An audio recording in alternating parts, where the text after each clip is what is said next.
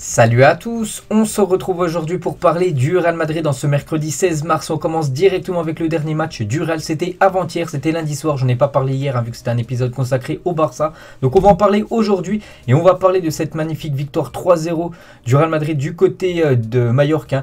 Donc une victoire en Liga, donc un doublé de Karim Benzema et un but de Vini Junior, donc le duo de choc encore décisif du côté de Madrid. Regardez les stats du match.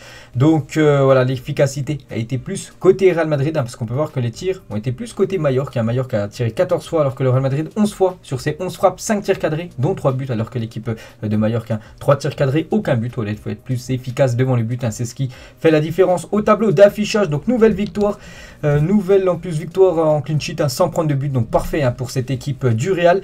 Et bien sûr les deux buteurs, et on peut voir, je l'ai dit, voilà, ces buts qui ont été inscrits de nouveau en seconde période. C'est incroyable les gars, les buts du Real Madrid en première mi-temps lors de ces 11 derniers matchs. Mais il y a seulement un match où le Real Madrid a réussi à marquer des buts en première période. C'était contre l'équipe de la Real Sociedad où même ils avaient inscrit 2 buts. C'est incroyable parce que les 10 autres matchs, aucun but. Le Real Madrid est souvent décisif en seconde période. Donc voilà, il faut peut-être que le Real Madrid marque aussi en première période parce qu'un match ça dure 90 minutes de jeu. Mais bon, souvent, voilà, ils gagnent les matchs à la fin. Donc voilà, à force de fatiguer, on va dire, l'adversaire, mais ils arrivent à être décisifs au fil des minutes. Et du coup, avec cette victoire, donc tout va bien actuellement au classement.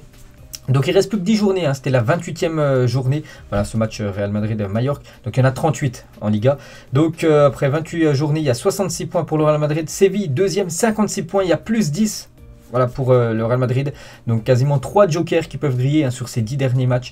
Voilà cette équipe madrilène, donc 3 jokers en gros, c'est des matchs où ils peuvent perdre et l'équipe de Séville s'impose. Donc en gros, si vraiment le Real Madrid, les gars, sur les 10 derniers matchs a 3 voire 4 victoires et derrière, voilà, il y a des faux pas de l'équipe de Séville, le Real Madrid sera officiellement sacré champion d'Espagne. Donc c'est très bien parti quand même pour le Real Madrid de remporter ce championnat. Et il y a plus 10 en une journal Marca, c'était la version d'hier, et là une journal A. Quel duo en gros par rapport bien sûr à ce magnifique duo Benzema-Vini qu'on va parler beaucoup aujourd'hui. Et Carlo Ancelotti les gars, par rapport à ces 10 points d'avance sur l'équipe de Séville, cela ne change rien, nous voulons gagner le Classico dimanche, perdre la Liga avec 10 points d'avance. Regardez, j'ai perdu une finale de Ligue des Champions en gagnant 3-0, j'espère que cela ne se reproduira plus. Bon après voilà, s'il continue d'être toujours sérieux, bien sûr, l'effectif madrilène, je vois pas comment il pourrait s'effondrer lors des 10 dernières rencontres. Donc bon, pour l'instant il n'y a toujours rien acquis, bien sûr dans le football, tout peut, des fois il y a des coups de théâtre, mais voilà, le Real est très bien parti pour remporter de nouveau une Liga. Et Ancelotti, n'oubliez pas qu'il a déjà remporté, vous savez il y a 5 gros championnats européens, il a déjà remporté 4 fois 4 championnats différents, donc la Première Ligue, la Serie A, il a gagné aussi en Allemagne, et il lui manque en gros plus que la Ligue 1 aussi avec l'équipe du Paris Saint-Germain, il lui manque plus que l'Espagne. En Espagne, il n'a jamais remporté de championnat, donc si le Real Madrid remporte la Liga cette saison, Ancelotti deviendra le premier entraîneur de l'histoire à remporter tous les titres du top 5 européen. Donc on verra, pour l'instant c'est bien parti pour Ancelotti. Il a dit, nous avons l'avantage, il faut bien arriver à la trêve internationale. Là il y a le match contre le Barça dimanche, puis après c'est une trêve, pendant 2 semaines il n'y aura pas de match à côté Madrid. L'équipe est bien physiquement, la deuxième mi-temps a été bonne, il faut penser aux 3 points du dimanche prochain, enfin de dimanche là, par rapport à ce Classico. Et des autres déclarations d'Ancelotti, le travail de Pintus est spectaculaire, il a beaucoup de respect pour les joueurs, ils se sentent très bien avec lui, combiner la charge physique avec la technique est la clé. Voilà ce qu'il dit par rapport au préparateur physique du Real Madrid, Pintus. Il parle aussi de perdre la Liga en ayant 10 points d'avance, on en a parlé avant. L'équipe est bien physiquement, 10 points sur Séville, cela ne changera maintenant, nous devons nous reposer et penser au match de dimanche. Bien sûr, il a aussi parlé de Ferland Mendy qui a été blessé et souffre d'une surcharge aux ischio-jambiers. Rodrigo souffrait après avoir, semble-t-il, reçu un coup de pied. Et Benzema a ressenti une gêne après un saut. Les blessures ne semblent pas si graves, mais nous devons attendre jusqu'à mercredi, bien sûr, pour voir comment ça va se passer. Donc aujourd'hui, on verra bien sûr qui sera disponible ou non à l'entraînement. Et Ancelotti l'a aussi dit, la performance a été bonne en seconde période, bien sûr. Comme d'habitude, les gars, le Real est souvent décisif, je l'ai dit, en deuxième mi-temps, un peu moins en première. Et on va parler maintenant de Karim Benzema. Benzema sur un nuage après son triplé.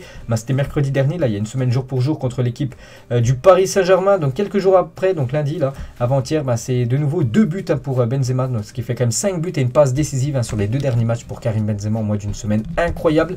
Et donc il a joué 86 minutes, 2 buts, une passe D, rien à dire, encore une grosse prestation de KB9. Et avec tous ses buts, toutes ses passes D qu'il fait, donc il a impliqué quand même sur 12 buts lors de ses 5 derniers matchs, Karim Benzema. Donc les 5 derniers matchs, à chaque fois il a marqué au moins un but et même délivré des passes décisives.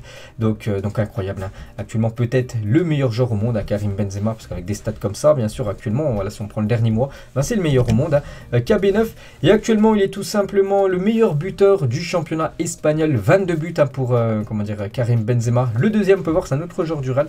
C'est Vini Junior, 14 buts. Félicitations à ce duo en or du côté de Madrid. Il survole actuellement ce classement des meilleurs buteurs de Liga, enfin surtout pour Karim Benzema. Et toute compétition confondue, si on rajoute voilà, la Super Coupe d'Espagne, la Coupe du Roi, la Ligue des Champions, tout ça combiné, 34 matchs, 32 buts et 14 passes décisives, Karim Benzema. Donc en gros, en 34 matchs, il est décisif sur quasiment 46 buts, ce qui fait, bon, là c'est énorme bien sûr, les stats de KB9. Et je vous ai dit juste avant, donc il y a 32 buts inscrits toute compétition pour Karim Benzema. Il a désormais marqué autant de buts voilà, qu'en 2011-2012 où c'était son record à l'époque, voilà, pour KB9. Donc voilà, le prochain but, il reste encore minimum 10 matchs bien sûr, les derniers matchs en Liga, les 2 matchs de Ligue des Champions. Donc s'il marque au moins un but, cette saison-là sera la meilleure saison depuis de sa carrière, tout simplement du côté de Madrid. Donc voilà, une saison historique pour KB9. Et un record, Karim Benzema est devenu donc lundi soir le meilleur buteur français de l'histoire en carrière professionnelle en devançant Thierry Henry. Félicitations à lui. Donc Thierry Henry était à 411, donc ils étaient ex-aequo les deux. Donc vu qu'il inscrit un doublé, donc maintenant Benzema 413 devient le meilleur buteur français de l'histoire en carrière professionnelle. Donc encore félicitations à KB9. Et toujours avec lui, donc 257 buts, est devenu lundi soir le meilleur buteur français de l'histoire des 5 grands championnats européens devant Bernard Lacombe, 255. Donc lui, Bernard Lacombe, c'est un ancien joueur de Lyon. Il avait marqué 255 buts avec, en championnat, du côté certainement de la division, première division française. Et voilà, Benzema a 257 buts avec les buts inscrits en Ligue 1 à l'époque du côté de Lyon et tous les buts inscrits bien sûr en Liga du côté de l'Espagne. La grosse inquiétude pour Karim Benzema, donc il a encore fait une masterclass, un doublé, une passe D. Il est sorti à la 86e minute de jeu, je dis, il n'a pas joué le match entier. Donc il a reçu un coup, donc le Français semblait touché au mollet. Énorme coup dur pour le Real Madrid à J-4 parce que c'est dans 4 jours ce match contre le Classico. On verra bien sûr s'il sera disponible ou pas parce que voilà, le Real Madrid ne joue pas pareil quand Benzema n'est pas là. Et détermination, voilà, on peut voir qu'il a mis ce petit message sur son compte Twitter à la fin du match, bien sûr, toujours très content bien sûr d'évoluer du côté de Madrid. Et quelques autres photos de KB9 les gars par rapport à son match. Donc il a marqué un but sur penalty, vous savez que les pénaux c'est toujours un exercice compliqué, malgré qu'il y en a qui arrivent souvent à les mettre, il y en a beaucoup voilà, qui arrivent, qui les loupent aussi, donc voilà, c'est toujours compliqué. Donc félicitations pour son but sur penalty. Voilà, toutes les autres célébrations de Karim Benzema. On peut voir aussi l'autre français Ferland Mendy qui est sorti sur blessure, même Vini Junior. Et on va parler de ce duo les gars, Benzema, Vini Junior, qui fonctionne très très bien, voilà les deux encore décisifs bien sûr. Et KB9 et Vini Junior, donc VJ20 bien sûr avec ses numéro 20. Donc si on combine leurs stats Liga cette saison, 36 buts et 17 passes décisives pour les deux, donc des énormes stats, là c'est juste le championnat bien sûr cette saison. Et donc concernant seulement Vini Junior, donc 14 buts et 8 passes D en Liga cette saison pour Vini Junior. Donc c'est tout simplement sa meilleure saison actuellement depuis qu'il a rejoint l'Europe. Et si on prend tout en compte, voilà ses stats aussi, toutes compétitions confondues, donc là on est à 14 et 8, donc on passe à 17 et 10, bien sûr, se rajoute ses buts en Ligue des Champions, ou même ses passes D, par exemple une qu'il a fait il y a une semaine jour pour Benzema en LDC. Et on peut voir avec ses 17 buts, c'est bien mieux que la saison dernière où il était impliqué sur 6 buts. Toute compétition confondue, on peut voir qu'il est déjà plus 11 cette saison, même mieux que 5 ou 4 les 2 saisons dernières. Donc voilà, il gravit les échelons, donc ça passait 4, 5, 6, puis là c'est passé directement à 17, donc en gros il a passé un palier, le joueur brésilien. Et Vini Junior a encore humilié des pères de famille lundi soir, c'est vrai qu'il y a des joueurs de Mallorca, ils ont eu beaucoup de mal à l'arrêter avec tous ces gestes, voilà, quand il part dans tous les sens. Voilà, on peut voir une photo que ce joueur a un peu galéré pour arrêter. Vini Junior, c'est nous des autres photos du crack brésilien lors de cette rencontre. Donc il a même dansé un coup après son premier but, celui qui a ouvert le score. Donc ouais, il a fait une petite danse.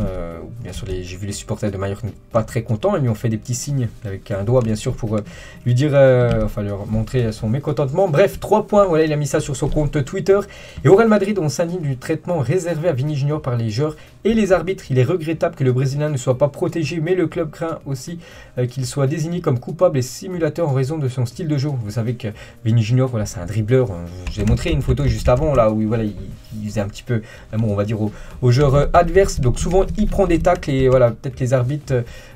Regardez par exemple ce gros tacle hein, qu'il prend de la part de ce joueur de Majorque. Donc en gros voilà, le Real Madrid aimerait que les arbitres protègent plus tout simplement Vini Junior hein, qui est souvent taclé on peut dire. Et toujours avec Vini Junior, donc ça c'est quand même honteux hein. Donc Vini Junior a été victime de propos et de cris racistes contre Majorque un lundi soir. Donc le club de Majorque hein, condamne avec fermeté toute attitude ou manifestation raciste comme celle qui s'est produite dans notre stade lundi soir, a communiqué le club espagnol. Donc il pourra avoir une enquête hein, qui pourrait être ouverte bien sûr pour voir qui sont les individus qui ont fait ces cris. On va parler de Fede Valverde, une déclaration du milieu uruguayen qui a joué 1 heure de jeu, hein, 59 minutes exactement. Nous savions que ça allait être un match difficile, mais nous avons mis beaucoup de pression sur Majorque. Puis le match s'est ouvert. Je souhaite que Rodrigo se remette bientôt. Je me sens mal pour lui par rapport à sa blessure qu'on parlera tout à l'heure.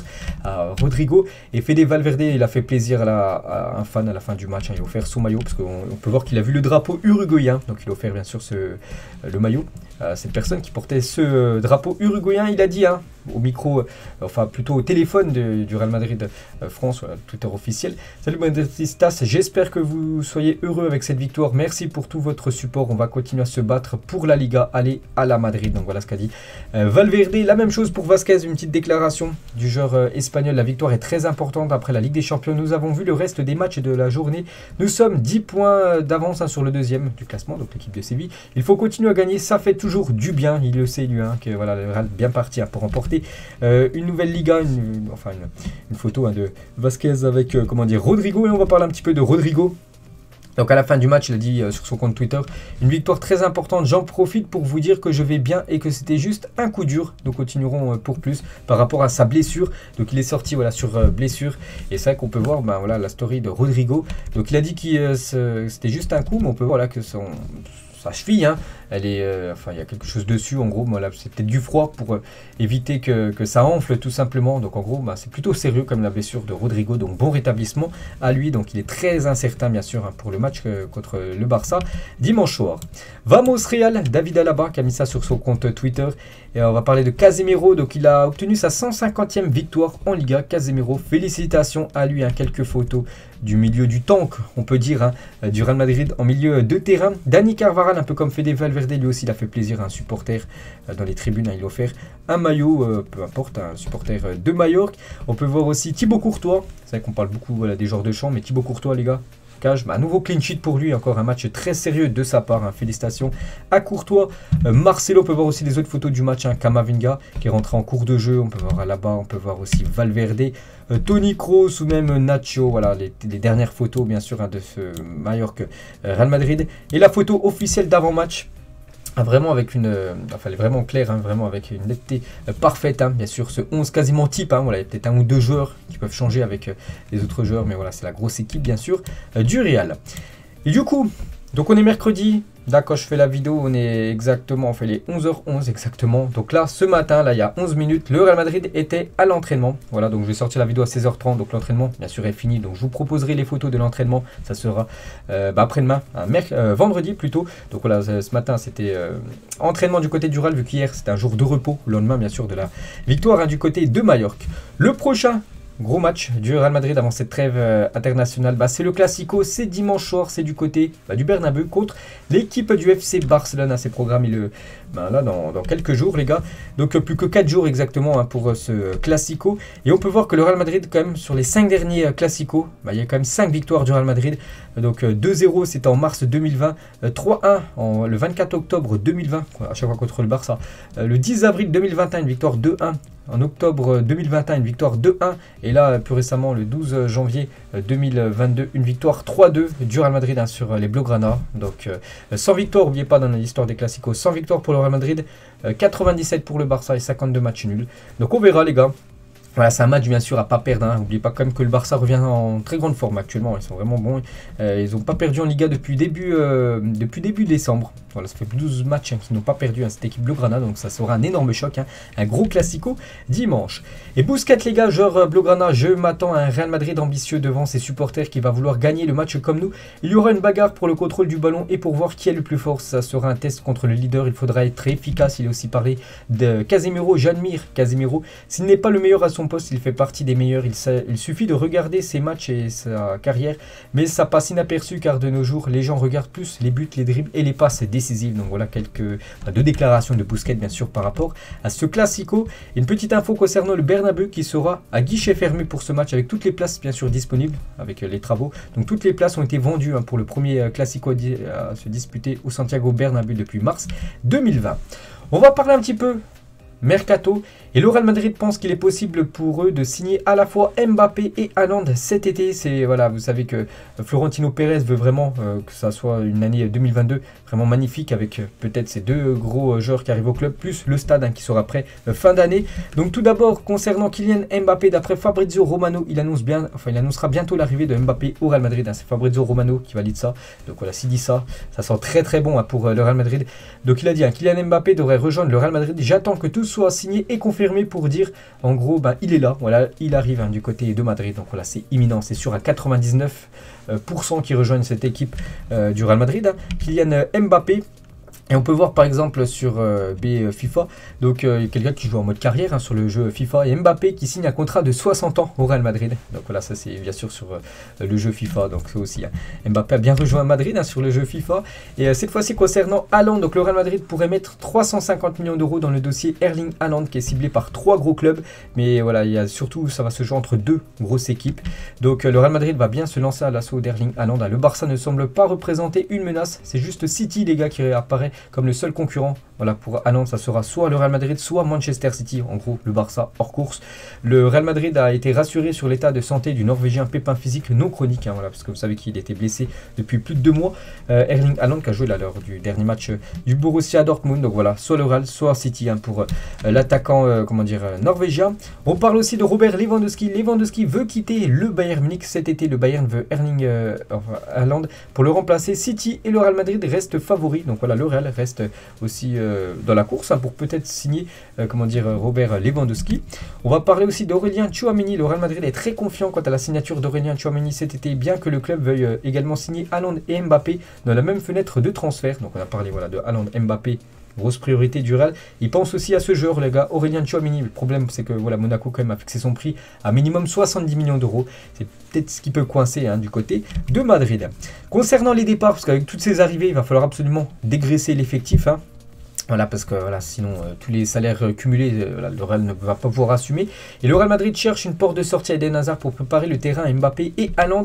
Et on peut voir que c'est Arsenal, les gars, qui a pris des renseignements sur Eden Hazard. Pour l'heure, le joueur ne pense pas à un départ. Mais bon, je pense que s'il n'a pas le choix, il devra quitter cette équipe de Madrid s'il veut jouer. Parce que s'il y a Haaland et Mbappé qui arrivent au club, je ne le vois pas du tout jouer la saison prochaine. Déjà qu'il joue peu là, alors qu'il n'y a pas ces 2 gros monstres en attaque dans l'effectif madrilène. Donc voilà, Arsenal, les gars, intéresse à Eden Hazard. Je sais qu'il y a aussi Chelsea et Newcastle, les gars, qu'on a vu sur le joueur belge. Le Santiago Bernabéu, donc c'était donc c'était aujourd'hui en gros, voilà. Donc vous savez qu'il y a les tempêtes de sable au Sahara qui remontent un peu dans l'Europe du Nord. Donc voilà, du côté de Madrid, les gars, le ciel bien sûr quasiment orange avec ce stade toujours en rénovation. Kylian Mbappé et Karim Benzema ont échangé leur maillot durant Real Madrid PSG. Une petite info concernant le joueur du Real, peut-être futur joueur du Real Madrid, Kylian Mbappé. Et pour revenir sur Benzema, on revient sur cette info, les gars. 257 buts, est devenu ce soir le meilleur buteur français de l'histoire des 5 grands championnats européens devant Bernard Lacombe. Et quelques déclarations de cette ancienne légende de l'Olympique Lyonnais, Bernard Lacombe. Voilà, qui a été dépassé par Benzema. Je suis très content pour Benzema, je me vois un peu en lui parce que j'étais aussi un joueur qui aimait jouer pour les autres et donner des passes décisives comme lui. Il a aussi dit, Karim est un gars très professionnel qui s'améliore au fil des ans. Ce qu'il fait est incroyable. Il avait tout pour y arriver, mais il faut ensuite supporter l'énorme pression qu'il endure au quotidien du côté du Real, parce qu'il y a beaucoup de pression bien sûr du côté de Madrid. Donc il a dit... c'est la même. Donc il parle aussi du Ballon d'Or, je l'ai toujours pensé, mais maintenant je peux le dire, Benzema est le meilleur attaquant de l'histoire du football français, le meilleur attaquant d'Europe à l'heure actuelle. J'espère qu'ils lui donneront enfin le Ballon d'Or car il le mérite. N'oubliez pas que le Ballon d'Or sera décerné en octobre prochain, juste avant la Coupe du Monde. Benzema peut prétendre à remporter ce Ballon d'Or. L'année dernière c'était un favori, il ne l'a pas remporté. Voilà, cette saison il peut le remporter vu la saison qu'il fait KB9. Et toujours avec Bernard Lacombe, il parle de Kylian Mbappé. Mbappé est incroyable, il est différent de Karim, il est plus rapide. Ensemble ils peuvent faire des choses incroyables et je pense qu'ils joueront ensemble au Real Madrid. Donc voilà, toutes les déclarations de Bernard Lacombe qui a été dépassé avec son record là, il y a avant-hier par maintenant Benzema, bien sûr, à 257 buts en championnat. Et Jérôme Rotten sur Benzema, aujourd'hui c'est le meilleur numéro 9 du monde, il s'est amélioré ces dernières années, c'est pourquoi maintenant il est le numéro 1 tout simplement au monde, hein, d'après Jérôme Rotten. Butragueno, il a dit à l'ancienne légende du Real: je n'ai pas besoin d'expliquer à quel point Benzema est important pour nous, son influence sur le jeu est énorme, c'est une chance d'avoir un footballeur comme lui au Real Madrid. Et il continue aussi avec Thibaut Courtois, Butragueno toujours, hein, je suis d'accord avec ce qu'a dit Carlo Ancelotti, Thibaut Courtois est le meilleur gardien du monde et c'est une chance qu'il porte le maillot du Real Madrid, que le meilleur ne soit pas dans le top 10, ça attire l'attention. Il parle aussi du jeune Kubo qui a joué contre le Real Madrid avant-hier, un joueur du Real prêté à cette équipe de Majorque. Donc il évolue bien et c'est un très bon joueur. On décidera de son avenir en fin de saison si le Real Madrid compte le conserver pour l'effectif la saison prochaine ou de nouveau le reprêter à une équipe, pourquoi pas à l'équipe de Majorque. Et toujours avec Butragueno par rapport à ce plus 10 au classement, il faut faire attention, il reste encore 10 matchs de Liga. Je suis très content du résultat et de la performance de l'équipe, on a un avantage notable, mais nous savons ce qu'est le football et nous devons rester bien sûr prudents pour cette fin de saison. Un petit horaire les gars concernant un match, hein, ça sera le match de la 30e journée, donc là on a la 28e, 29e c'est contre le FC Barcelone et 30e c'est contre le Celta Vigo. Le match est prévu le samedi 2 avril prochain, 18h30 hein, du côté du stade du Celta Vigo, donc voilà 18h30 hein, samedi 2 contre le Celta. Il y a une semaine jour pour jour, c'était bien sûr la remontada du Real Madrid, hein, c'était mercredi dernier, donc une semaine plus tard les gars, encore ces photos hein, bien sûr qui marquent l'esprit. On peut voir Luka Modric avec cette percée dans l'équipe du Paris Saint-Germain. On peut voir aussi Vini Junior, regardez tous les Parisiens autour de lui, il avait réussi à faire la passe juste après, je crois que c'était pour Benzema. Et on peut voir aussi là Modric qui a le ballon à droite, je ne sais pas si on le voit Modric, non on ne voit pas sur la photo, on peut voir beaucoup de Parisiens. Il a réussi à faire un petit pont sur Kimpembe et Benzema qui était tout seul quand même au marquage, hein. Alors qu'il y avait 3, 4, 5 Parisiens à côté, il a réussi à la prendre. Là, c'était le but du 2-1, bien sûr, pour l'équipe madrilène. Et hier, les voisins de l'Atlético Madrid se sont qualifiés pour les quarts de finale. Et le président de l'Atlético, il a dit: nous aimerions affronter le Real Madrid en finale de la Ligue des Champions. La troisième, cette fois-ci, sera la bonne pour l'Atlético. Donc voilà, il rêve d'un Atlético Real Madrid en finale de Ligue des Champions cette saison au Stade de France. N'oubliez pas que la finale se déroulera en France. Et on finit aujourd'hui, les gars, avec toutes les équipes qui ont gagné la Ligue des Champions. Et bien sûr, le club le plus représenté, ça reste le Real Madrid. Regardez tous les trophées, de 56 déjà jusqu'à 60. 5 trophées remportés d'affilée pour le Real Madrid. Il y en a eu 3 d'affilée aussi, de 2016 jusqu'à 2018. Qui remportera cette édition 2022? Le Real Madrid peut remporter cette compétition. Donc voilà les gars, la fin de cet épisode. J'espère que ça vous a plu. On se retrouve demain, on parlera cette fois-ci du FC Barcelone. Bonne journée à vous et à demain.